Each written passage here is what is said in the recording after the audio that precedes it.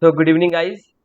Today we have with us Devansh Dikshit, a second-year student pursuing BBA LLB in Gujarat National Law University. And Devansh has interned at the Center for Human Security Studies. He has participated in the National Moot Court competition of the Amity Law School, and he is a member of Think India, the Tribal Right Forum. So, with less than 1 year left for CLAT 2022, today we have Devansh to discuss what should be the ideal roadmap, what should your strategy for the next 10 months. So, the floor is yours, Devansh. You can start. Sure. Thank you, Aryan, for such a generous introduction.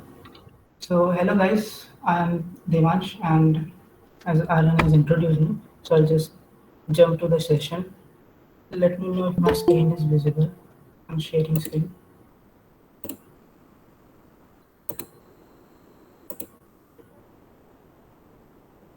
Is it visible?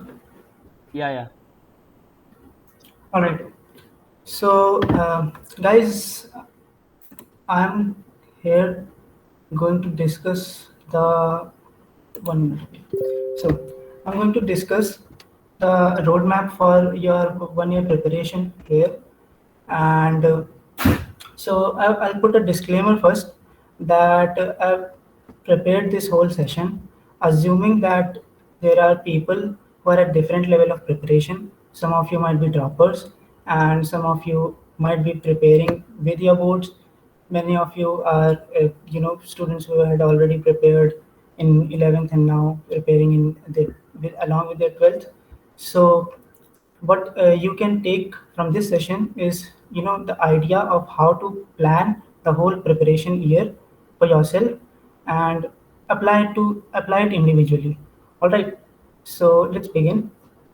The most important thing that I want you to remember, the more clarity you have before starting your preparation, the better it is.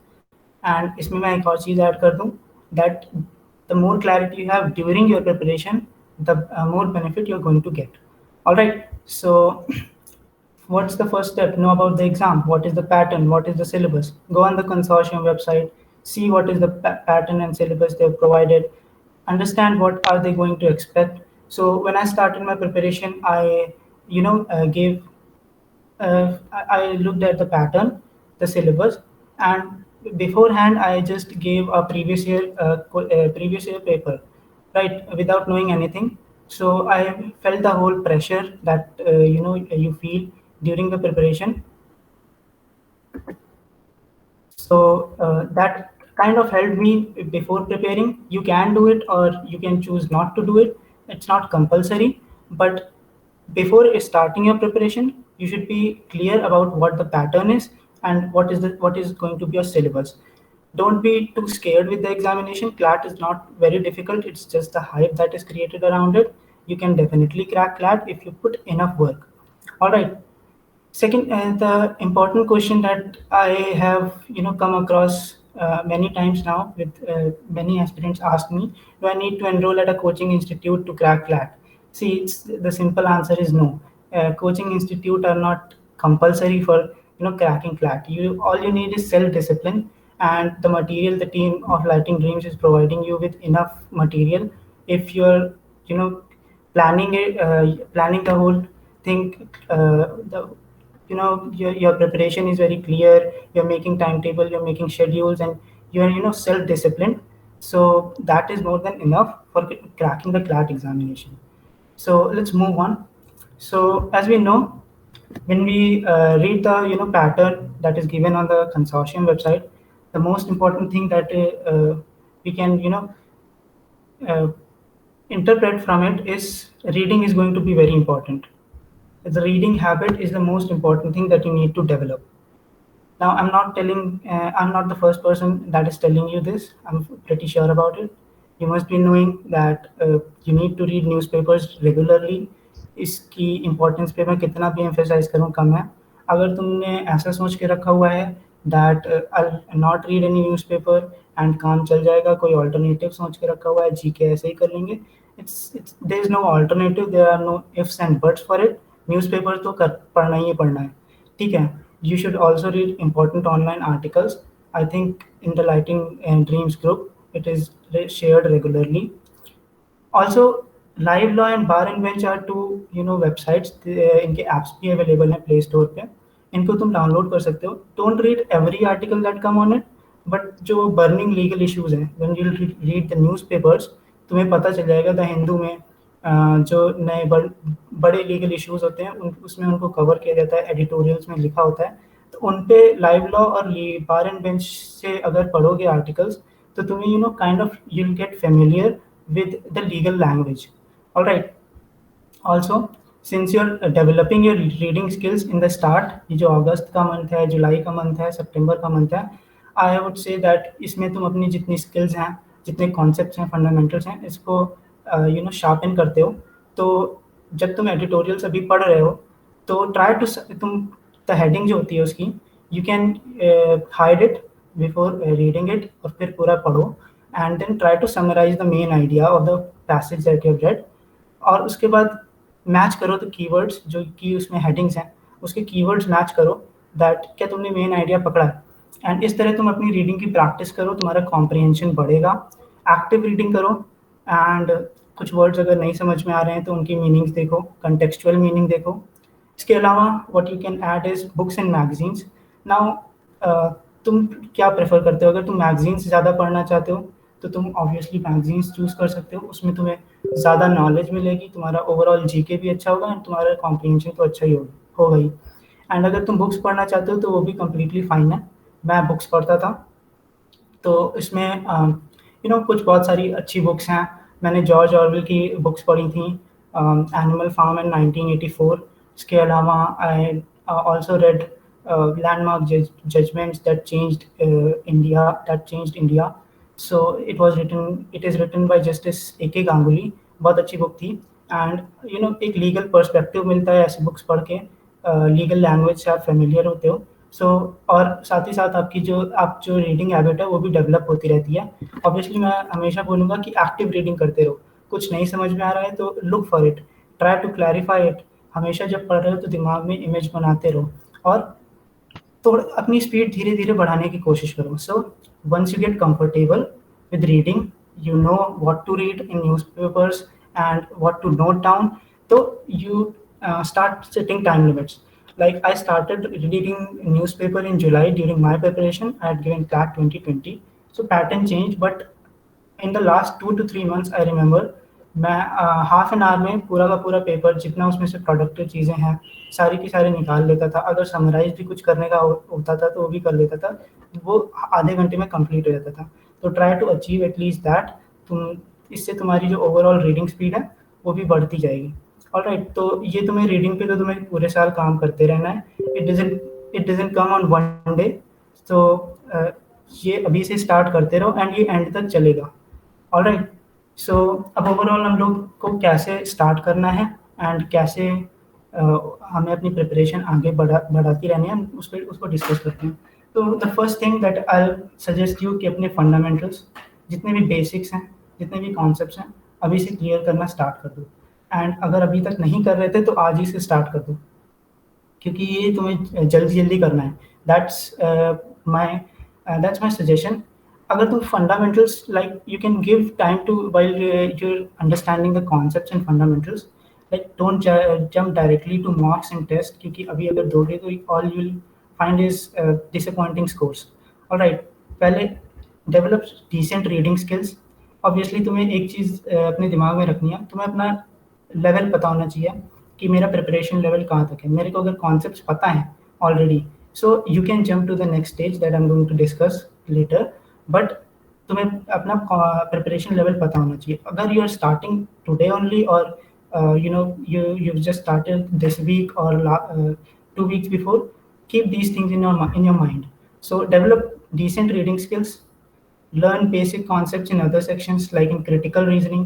You should be knowing when you're reading the passage, what is the premise, what is the assumption, what is the conclusion, counter arguments, how to identify them in a passage, what are the type of questions that are asked in the CLAT examination. Now तुम्हारे पास बहुत सारे resource है इसके लिए, YouTube videos देख सकते हो इसके अलावा अपने कंसेप्ट को और अच्छा करने के लिए. Coming to legal concepts, so torts, contracts, crimes, ये अगर तुम्हारे पास टाइम रहता है तो तुम कर सकते हो। Like I am not saying it's compulsory, but इससे अदर लॉ एंट्रेंस टेस्ट में हेल्प होती है, एंड तुम्हारा जो ओवरऑल डेवलपमेंट है वो भी अच्छा होता है। तुम लीगल लैंग्वेज से बहुत ज़्यादा वो हो जाते हो, बट लीगल लैंग्वेज से फेमिलियर हो जाते हो। But the most important thing is जितने भी legal burning burning legal issues हैं उनको कभी मिस मत करो, उनको हमेशा पढ़ते रहो। एंड कोई भी बहुत ही ऐसा कॉन्सेप्ट है, थियोरेटिकल कॉन्सेप्ट है, तो try to go in details too. Alright, quants questions अभी से सॉल्व करना स्टार्ट कर दो, जितनी क्लैरिटी हो जाए उतना अच्छा है इसी टाइम पे। Like August should be the month जहाँ पर तुम अपने फंडामेंटल्स अच्छी तरीके से क्लियर कर लो। अगर थोड़ा सा एक्सटेंड करना चाहते हो तो वो भी कर सकते हो। Alright, you can practice questions. अभी मैं ऐसा नहीं बोल रहा हूँ कि सिर्फ फंडामेंटल्स ही करते रहो, तुम प्रैक्टिस करो क्वेश्चंस, नहीं होते हैं तो सोल्यूशंस देखो। But the main aim is to understand how to approach the question and get comfortable with the overall process.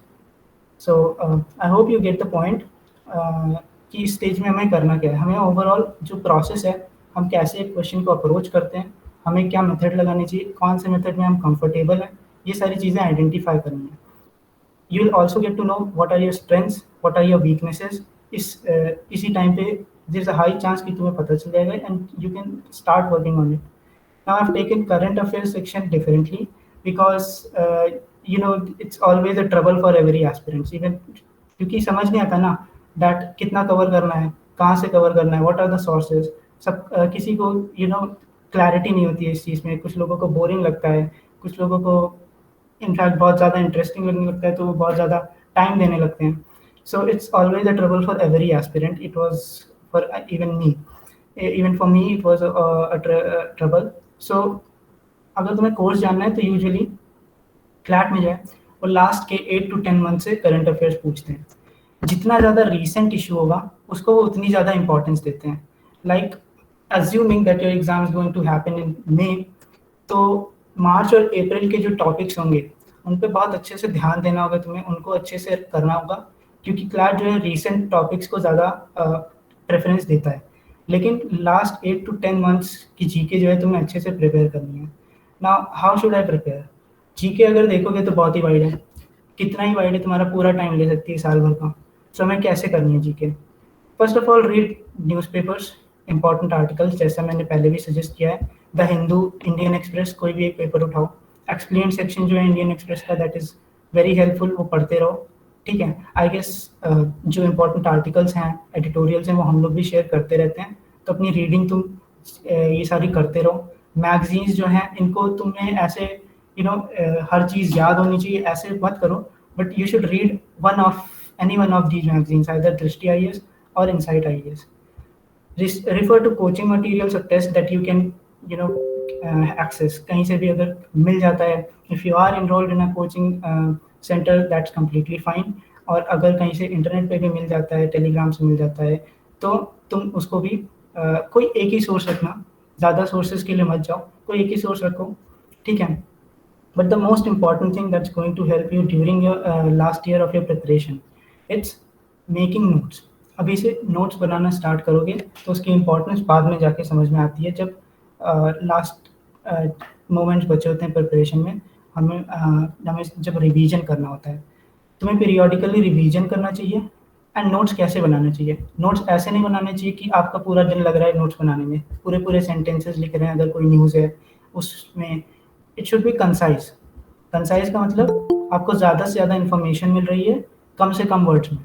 ठीक है, अपने लिए जो भी सबसे ज़्यादा कंफर्टेबल तरीके से लिख सकते हो, जितने कम वर्ड्स यूज़ करके लिख सकते हो उतने कम वर्ड्स में लिखो, but make handwritten notes and make them concise। all right, also static part हमें कैसे करना है? मैं अगर बताऊं तो रिलेटेड विद करंट अफेयर्स होता है। जो भी स्टैटिक पार्ट होता है बहुत ही क्लियर होगा, अगर आपको पैटर्न के बारे में पता होगा तो वो एक इशू देने वाले हैं एंड वो इशू करंट होने वाला है, उस पर हो सकता है वो कोई स्टैटिक क्वेश्चन पूछ सकते हैं। तो जब तुम अपने नोट्स बना रहे हो तो इसको अपने माइंड में रखो दैट इस पार्टिकुलर टॉपिक से स्टैटिक क्वेश्चंस क्या हो सकते हैं, एंड ऐसे 5 पॉइंट्स एटलीस्ट लिख लो साथ ही में while making notes. Alright, moving on. I mean इससे ज़्यादा अगर तुम इतना अगर करंट अफेयर्स में टाइम दे रहे हो तो I guess you will be comfortable. जुलाई से लेकर के करंट अफेयर्स अगर तुम करने लगो एंड इसी तरह से आगे बढ़ते रहो, तो that is more than enough. But keep one thing in mind कि बैकलॉग मत बनाओ इसका, इसको बाद के लिए मत छोड़ो, इसको अभी से स्टार्ट करो एंड ये डेली करना है। ये एक्टिविटी जो है नोट्स नोट्स मेकिंग की एंड मैगजीन पढ़ने की या कोचिंग मटेरियल रेफर करने की, जो भी जीके के लिए, इसको अभी से करो, क्योंकि इसको जितना प्रोक्रास्टिनेट करोगे इतना ज़्यादा बैकलॉग बढ़ता जाएगा और प्रॉब्लम हो जाएगी, कोर्स आप कवर नहीं कर पाओगे फिर आगे जाकर। ऑलराइट, सो ये मैंने फंडामेंटल्स की बात करी है अभी तक। Now moving on, practising questions. तो अभी आपने फंडामेंटल्स कर लिए, आपने देख लिया कौन से क्वेश्चंस कैसे करने हैं, आपको बेसिक चीज़ें पता चल चुकी हैं। तो अब आप प्रैक्टिस कर सकते हैं क्वेश्चंस, और ज़्यादा टाइम नहीं लगाना है। जैसे ही आपको समझ में आ गया कि मैंने फंडामेंटल्स कर लिए हैं, आपको क्वेश्चंस प्रैक्टिस करना स्टार्ट कर देना है। सो जैसे क्वेश्चंस क्लैट में आते हैं वैसे करने स्टार्ट करो। अगर तुमने पैराग्राफ बेस्ड क्रिटिकल रीजनिंग अभी तक करी हुई थी, तो अब पैसेज बेस्ड करना स्टार्ट कर दो, ठीक है। एंड लीगल रीजनिंग के केवल कॉन्सेप्ट्स पढ़े हुए थे, तो चलो अब क्वेश्चंस लगाना स्टार्ट कर दो। क्वांट्स के वर्ड प्रॉब्लम्स और डीआई के सेट्स लगाना स्टार्ट कर दो। एंड इसको इस तरह से करो, you can take time while solving questions, मगर तुम्हारा जो मेन फोकस होना चाहिए वो एक्यूरेसी इंप्रूवमेंट होना चाहिए। तुम जितनी ज़्यादा एक्यूरेसी यहाँ पर रखोगे और जितना ज़्यादा अपनी एक्यूरेसी पे ध्यान दोगे, the overall process that you are using उसमें जितने ज़्यादा कंसिस्टेंट रहोगे, तुम इसके अगले स्टेज में तुम्हारे लिए उतनी आसानी हो जाएगी। कैसे इंप्रूव कर सकते हो तुम? Track your mistakes. हर जो टेस्ट देते हो उसमें देखो तुमने गलती क्या करी है, ठीक है। ट्राई टू इंक्रीज एक्यूरेसी, कोई गलती मत करना ज़्यादा। हमेशा फोकस ये रहना चाहिए कि जल्दी नहीं करना है, मगर जो करना है वो सही करना है, ठीक है। And if you feel like you will have to revisit a particular concept और वो तुम्हें क्लियर नहीं हुआ है, so do revisit it, all right। and once you are comfortable at solving the questions, तुम सारे तरह के क्वेश्चंस जो तुम्हें कैट फ्लैट में अभी तक दिखे हैं उससे तुम एक बार कंफर्टेबल हो गए, तो तुरंत नेक्स्ट स्टेज पे आ जाओ। एंड नेक्स्ट स्टेज इज जहाँ पर तुम अपने क्वेश्चन सॉल्विंग में टाइमर लगा देते हो, एडिंग टाइमर। सो क्या करना है, while you are practising question इसी स्टेज में थे, तो तुम ऐसे 3 बार अपने आप को टाइम कर लो एंड एक एवरेज निकाल लो कि मेरे को कितना टाइम लगता है। और उसके बाद वो टाइमर लगा के अपने ऊपर एक लिमिट सेट कर दो, वो लिमिट को धीरे धीरे कम करते जाओ एंड इसी तरह से तुम्हारी प्रोग्रेस होती जाएगी, ठीक है। एंड हमारा ये जो पूरा प्रोसेस है इसमें हमारा मेन एम क्या है कि हमें अपने आप को इम्प्रूव करते रहना है। हमें कोई भी स्टेज पर है, अगर हमसे यहाँ पर हम थोड़े से फास्ट हैं तो हम और फास्ट होने जाते हैं, ठीक है। लाइक मेरे से पैसेज अगर 5 मिनट में हो जाता है तो मैं 4 मिनट में करने की कोशिश करूँगा, ऑलराइट। इसमें तुम टॉपिक टेस्ट, सेक्शनल टेस्ट, ये सारे देने की कोशिश करोगे, बट एक चीज़ दिमाग में रखना, when you start adding timer while you are solving questions, तो यहाँ पर एक्यूरेसी लोगों की गिर जाती है, ठीक है। तो तुम्हें इस चीज़ का ध्यान रखना है, that is why I said कि यहाँ पर तुम्हें ज़्यादा अच्छे से एक्यूरेसी पे काम करना है, तो यहाँ पर इतनी ज़्यादा प्रॉब्लम नहीं होगी। तो इस स्टेज पे while you are practising questions, तुम जितने अच्छे से करोगे यहाँ पर इतनी प्रॉब्लम नहीं होगी। एंड डिफरेंट मेथड्स देखो, कैसे कैसे क्वेश्चन सॉल्व करने हैं। ऑप्शन से मैं क्वांट्स के क्वेश्चंस कुछ लोग सॉल्व करते हैं, एंड रीडिंग स्पीड बढ़ाओ, ये सारी चीज़ें करोगे, इससे तुम्हारे स्पीड इंक्रीज होगी। So try to be accurate as well as be quick. Then मॉक्स।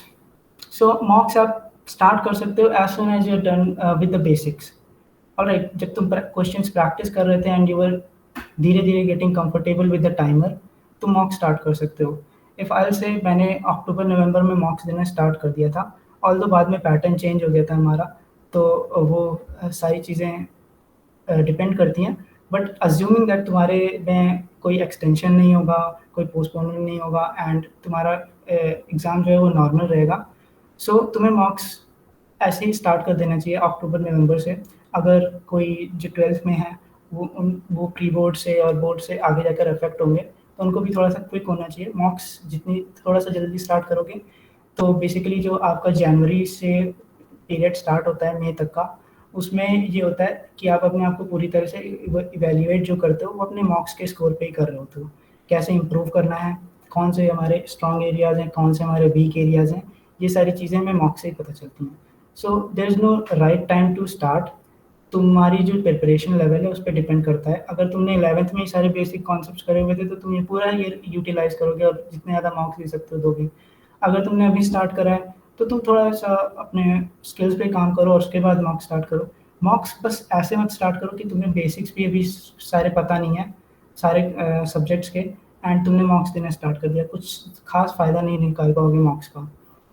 And once you start giving mocks, क्या चीज़ें अपने दिमाग में रखनी है, हमें एनालिसिस करना है उसका। हमें स्कोर पे इतना ज़्यादा ध्यान नहीं देना है एटलीस्ट इनिशियली। हमें you don't need to give too much importance to score, but analysis को बहुत ज़्यादा इंपॉर्टेंस देनी है। That is the most important thing when you are giving mocks. At least initial stage में तो एनालिसिस को बहुत बहुत ज़्यादा इंपॉर्टेंस देनी है, ताकि तुम इस पूरे प्रोसेस से थोड़ा सा और ज़्यादा फेमिलियर हो जाओ। तो क्या करना है, अपने वीक एरियाज़ और स्ट्रॉन्ग एरियाज़ को आइडेंटिफाई करो। कौन से सब्जेक्ट्स, कौन से सब्जेक्ट्स में मैंने कितना ज़्यादा टाइम दिया, एंड कौन से सेक्शन में मेरे कितने स्कोर्स आ रहे हैं, ये सारी चीज़ें इवेल्युएट करो पहले 2-3 मॉक्स देखकर। अपने अपने वीक एरियाज़ और स्ट्रॉन्ग एरियाज़ डिटरमाइन करो, एंड देन वीक एरियाज़ को अपने इम्प्रूव करने के लिए उस पर काम करना पड़ेगा तुम्हें। ऑब्वियसली जो तुम्हारे स्ट्रॉन्ग एरियाज़ हैं उससे ज़्यादा काम करना पड़ेगा, मगर तुमने एक बार अगर स्ट्रॉन्ग एरियाज आइडेंटिफाई कर लिए हैं तो ट्राई टू इम्प्रूव मोर, क्योंकि वो फिर तुम्हारा स्कोर बहुत ज़्यादा बढ़ा सकते हैं। What you can do is make goals for every mock. I'll give this much time to this section and I expect to score this much. वो तुम रेंज में भी दे सकते हो कि मैंने 10 to 12 मिनट्स दे दिया एक सेक्शन को, and I am expecting 20 to 22 marks, let's say GK में। तो इस तरह से तुम हर मॉक के पहले एक अपने लिए गोल सेट करके रखना। साथ ही साथ जो भी तुम एरर कर रहे हो, मिस्टेक्स कर रहे हो, ईच एंड एवरी क्वेश्चन जो तुमने सही किया है और जो तुमने गलत किया है वो सारे के सारे एनालाइज करो, सॉल्यूशंस देखो। ऐसे मॉक्स मत दो जहाँ पर सॉल्यूशंस तुमको नहीं दिए, सिर्फ एक आंसर की दी हुई है। ऐसे मॉक्स देखो, जो ऐसे मॉक्स दो जहाँ पर तुम्हें साथ में सॉल्यूशन दिए जाते हैं। And track your errors and mistakes, तुमने क्या क्या गलती करी हैं उनको नोट डाउन करो। दिस वाज अ प्रैक्टिस जो मैं हमेशा करता था while I was giving mock. और इसका बहुत ज़्यादा फ़ायदा होता है, तुम्हें ज़्यादा क्लैरिटी होती है माइंड में। जैसे मैंने स्टार्टिंग में बोला था, the more clarity you give to your mind the better it is for your preparation. Alright, so हमें अपने एरर्स और मिस्टेक्स हमेशा देखते रहना है। कोई भी क्वेश्चन ऐसा नहीं है छोड़ना नहीं है। B brutally honest with yourself. क्या तुमने कोई क्वेश्चन तुक्के से सही कर लिया, क्या तुम्हें एक्चुअली में वो मेथड आता था या नहीं, ये सारी चीज़ें तुम्हें अपने आप से ऑनेस्टली बोलनी है और उन्हें नोट डाउन करना है। Alright, and then start working on them. Alright, mocks जो हैं तुम उसमें एक्सपेरिमेंट करने से डरना नहीं, ठीक है। हर मॉक के लिए स्ट्रैटेजीज भी बनाओ, ठीक है, बिकॉज स्कोर कम आता है इससे इतना नहीं फ़र्क पड़ता। You are trying to find what is the best strategy for you, what is the overall order जिसमें तुम कंफर्टेबल हो, कौन से टाइम लिमिट्स में तुम ज़्यादा कंफर्टेबल हो, ठीक है, तुम कौन से एरियाज़ में बहुत अच्छा स्कोर कर सकते हो। ये सारी चीज़ें को ध्यान में रखते हुए तुम्हें एक्सपेरिमेंट्स करने और अपने लिए बेस्ट स्ट्रैटेजीज निकाल के लानी है। Alright, and score depends on the difficulty level. बहुत सारे लोग पूछते हैं, लाइक मैंने तो अपने प्रिपरेशन के टाइम पे हंड्रेड्स ऑफ टाइम्स ये वाला क्वेश्चन देखा होगा कि मेरे 84 आ रहे हैं तो मुझे कौन सा कॉलेज मिल जाएगा, मेरे 110 आ रहे हैं तो मुझे एनएलएस मिल जाएगा क्या। ऐसा कुछ डिसाइड नहीं होता है। आप जब क्लैट 2020 का कट ऑफ देखोगे और क्लैट 2020 का कट ऑफ देखोगे तो दिखेगा डिफरेंस क्या था। बट फिर क्लैट 2020 का 22 का जो होगा वो हो सकता है क्लैट 2020 से भी कम हो। So it all depends on the difficulty level of your paper. आप अपनी रैंक्स एनालाइज कर सकते हो, बट मेन फोकस आपका ओवरऑल होना चाहिए while you are giving marks to improve your scores. अगर तुम्हारा स्कोर इम्प्रूव हो रहा है, थोड़ा थोड़ा ही हो रहा है, तो भी तुम्हें ज़्यादा ज़्यादा ट्रबल लेने की ज़रूरत नहीं है। तुम धीरे धीरे करके इम्प्रूव करो। ऑब्वियसली तुम्हारे स्कोर के लिए तुम थोड़ा सा वरी हो सकते हो जब तुम लेटर स्टेज में आओ प्रिपरेशन के, बट जब तुम इनिशियल स्टेज पे हो तो तुम्हें मॉक्स के स्कोर से इतना ज़्यादा प्रॉब्लम नहीं होना चाहिए। बट हाँ, तुम इम्प्रूव कर रहे हो कि नहीं, तुम्हें इस पर ज़्यादा ध्यान देना है। Alright, so I move on then, and this is the last thing, some important things that you should keep in mind. Keep a track of everything. रोज रोज प्लान बनाओ और वीकली प्लान बनाओ। अब उन पे तुम उनको फॉलो करते हो या नहीं करते हो, that is a completely different thing. Try to follow them at least. अगर तुम 80% भी फॉलो करते हो तो तुम्हें बहुत ज़्यादा फ़ायदा होगा। क्लियर प्लान्स बनाओ, हमेशा बनाओ, एंड जितना ज़्यादा अपने माइंड को क्लैरिटी दोगे उतना ज़्यादा बेटर होगा तुम्हारे लिए। Be clear on what you have done, topics जो तुमने कर लिए हैं, जो तुमने नहीं किए हुए हैं, जो तुम्हें लगता है कि अभी तुम्हें रिविजिट करने हैं, ये सारी चीज़ें नोट डाउन करके रखो। जब माइंड में चीज़ें रहती हैं तो कई बार ऐसे ही रैंडमली हम भूल भी जाते हैं आगे जाकर, एंड कुछ भी क्लियर नहीं होता है। तो हर चीज़ को नोट डाउन कर लो to get more clarity. Alright. और आप कोई भी हो, आप हो सकते हो किसी भी स्टेज पे हो सकते हो अपनी प्रिपरेशन के, ये जो 3 चीज़ें मैंने लिखी हैं ये डेली करना, अभी से ही करना स्टार्ट कर दो in fact. Newspaper, GK and working on your weak areas, ये तुम्हें रोज़ का रोज़ करना है। Even if you are in 12th, इसके लिए रोज़ टाइम निकालो। ठीक है, अपनी पढ़ाई के साथ साथ इसके लिए ज़रूर टाइम निकालो। Some mistakes to avoid: don't ignore vocab and grammar. See, this is something which I felt कि मैंने थोड़ा सा गड़बड़ किया, although I did much vocab, but मैंने ग्रामर पे इतना ध्यान नहीं दिया। But my personal experience is that अगर तुम vocab और ग्रामर पे काम करते हो, if you work on these two aspects, so overall reading comprehension gets better. Also, these are going to be important for other law entrance tests. So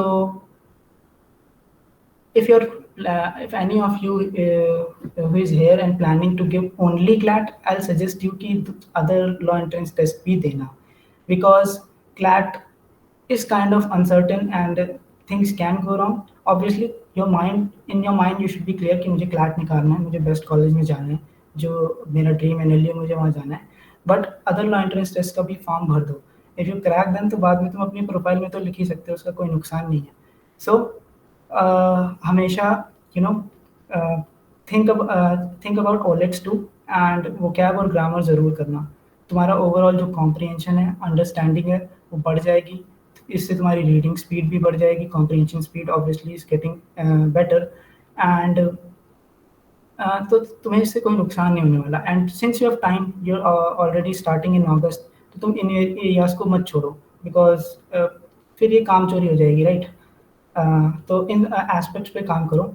second thing जो कि बहुत ज़्यादा लोग करते हैं, स्पेशली जो आर्ट्स से आते हैं बच्चे, उनसे मैथ्स नहीं होती, क्यूटी नहीं करते हैं। उनका आइडिया होता है that I ignore the QT and मैं बाकी सेक्शंस को बेटर इंप्रूव करने की कोशिश करूँगा।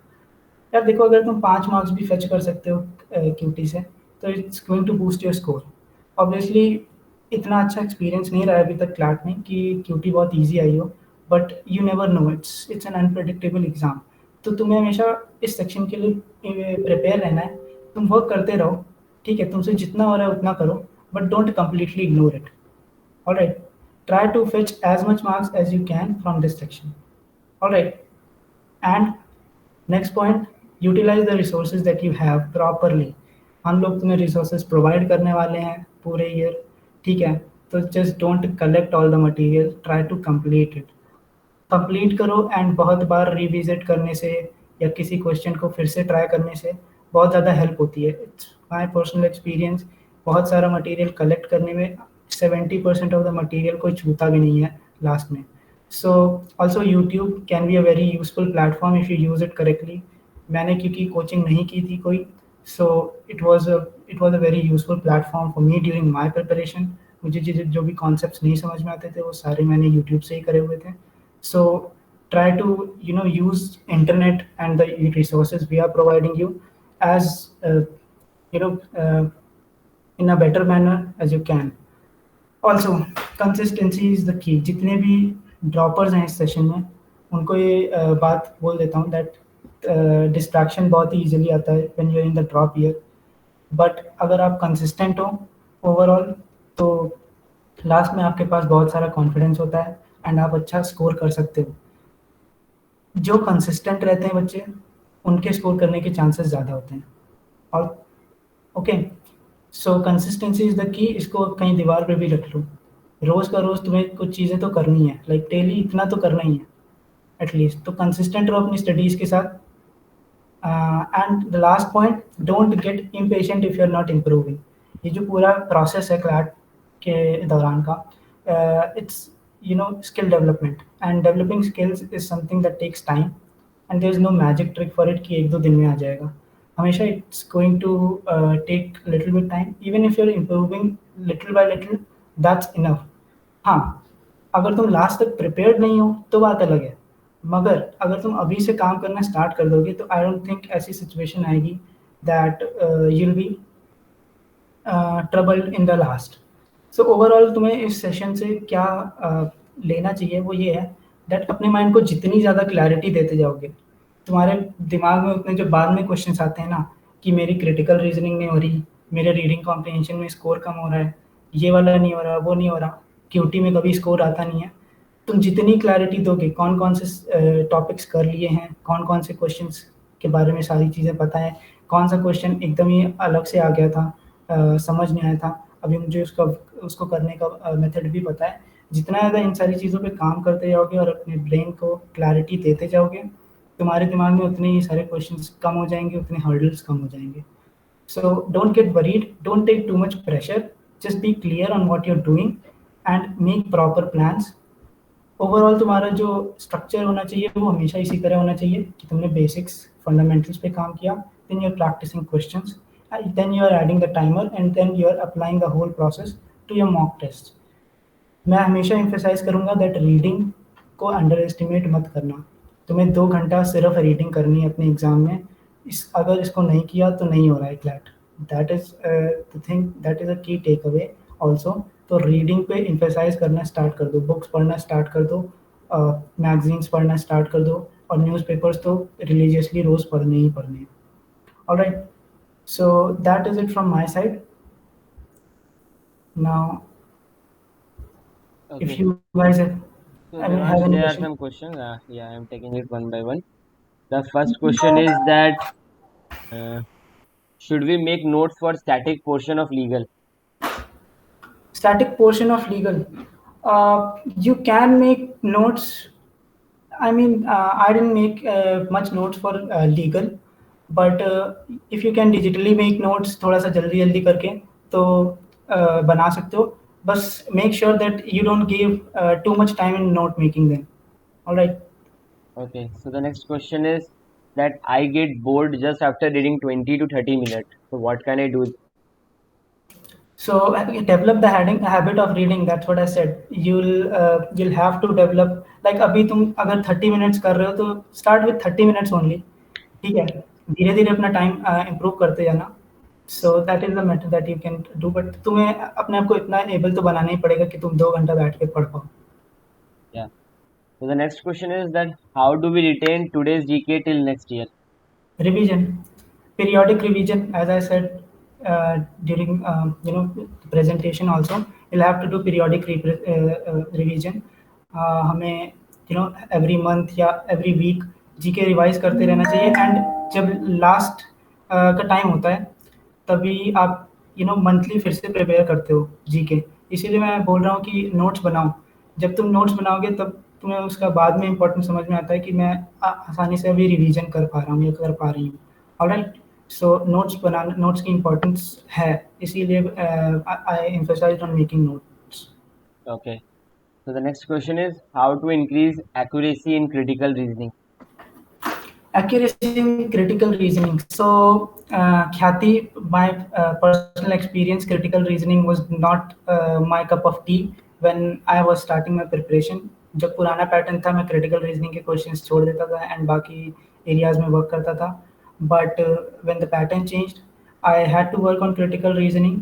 सो हमने मटेरियल प्रोवाइड किया है, you should definitely work on the basics. जैसे कि मैंने बताया, तुम्हें कॉन्सेप्ट्स पता होने चाहिए, what is the premise, what is conclusion, assumption, ये सारी चीज़ें आइडेंटिफाई कैसे करते हैं, एंड उसके बाद कुछ जो टाइप्स ऑफ क्वेश्चंस हैं उनकी थोड़ी सी प्रैक्टिस करना, and then applying in the actual वो। Also when you are reading newspapers and everything, मैंने बोला था समराइज करना, तो ऐसे तो मेन आइडिया जो पैसेज का है, ओवरऑल स्ट्रक्चर जो पैसेज का है तुम्हें समझ में आता है। ठीक है, so these are the practices that improve your accuracy in C R, and also questions practice करते रहो। एलसैट के जो क्वेश्चंस हैं उनमें पैराग्राफ बेस्ड कुछ क्वेश्चंस होते हैं, तुम अभी के लिए उनको कॉन्सेप्ट बिल्डिंग के लिए उनको लगा सकते हो, and then later you can practise more and more passive based question. Okay. So with that, we move to the next question, that is how to analyze mocks. How to analyze mocks? I guess I covered it during the session. So I'll just summarize it once again. That identify how much marks you're getting in each and every section. Look at each and every question, even if you did it correctly. उनके solutions देखो कि तुमने जो reasoning लगाई थी और जो उनके सोल्यूशन में दी हुई है क्या वो सही है, या and also see what is the order in which you're more comfortable and everything. So 1 minute, okay. So and then plan accordingly. तुम्हें अपने वीक एरियाज जैसे ही पता चले, तुम्हारे अगर किसी सेक्शन में स्कोर कम हो रहा है तो तुम क्वेश्चंस और देखो कि मेरे किस टाइप के क्वेश्चंस हैं जिनमें मेरा स्कोर नहीं आया, गलत हो गया या मुझे छोड़ना पड़ गया, या फिर मेरी स्पीड एक इशू बन रही है कि मैं सारे क्वेश्चंस अटेम्प्ट नहीं कर पाया. ये सारी चीज़ें तुम्हें देखनी पड़ेंगी, and as you know give more and more marks, you'll get the hang of it, and you'll get more comfortable with the whole analysis process. And that's why I'm saying that emphasize more on analysis when you're starting to give mocks. Okay, so we will take one more question, that is that CLAT has very specific questions for GK. So how do we know what do we focus and what not to? Okay, so Ananya, all right. So you get important topics every month. All right. I told you that you should read newspapers, make notes at least of important topics, if not regular notes. So these are the things that you can do. First thing. Second thing, तुम जितना ज़्यादा read करते जाओगे, newspaper जो है वो बहुत ही diverse तुम्हारा बहुत ही ज़्यादा डाइवर्स थॉट्स देते हैं, बहुत ही ज़्यादा डाइवर्स पर्सपेक्टिव देते हैं. तुम जितना ज़्यादा रीड करते जाओगे, फ़िल्टर आउट करते जाओगे न्यूज़पेपर्स में भी, जैसे-जैसे तुम न्यूज़पेपर्स पढ़ना स्टार्ट करोगे, तुम्हें समझ में आने लगेगा what is more important and what is not. So start with the process, and धीरे-धीरे खुद भी समझ में आने लगता है. एंड सेकंड थिंग, हम लोग अपने इम्पोर्टेंट टॉपिक्स तुम्हारे साथ शेयर करते रहते हैं, ठीक है? जो कोचिंग के मटीरियल्स होते हैं या जो कोचिंग के मटीरियल्स होते हैं उसमें भी जो इम्पोर्टेंट टॉपिक्स हैं वो कवर करते ही हैं वो लोग. एंड बाकी दृष्टि आईएएस या आई इनसाइट्स आईएएस जैसी मैगजीन से एक बार रीड कर लो.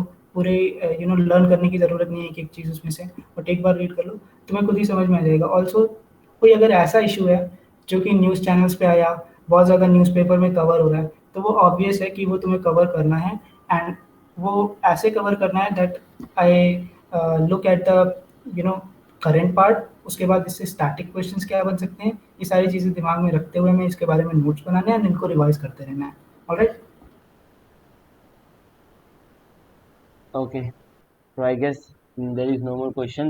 And thanks a lot, Devans. It was really a wonderful session. I hope you cleared all the doubt of the aspirants. So once again, thank you. Thank you so much.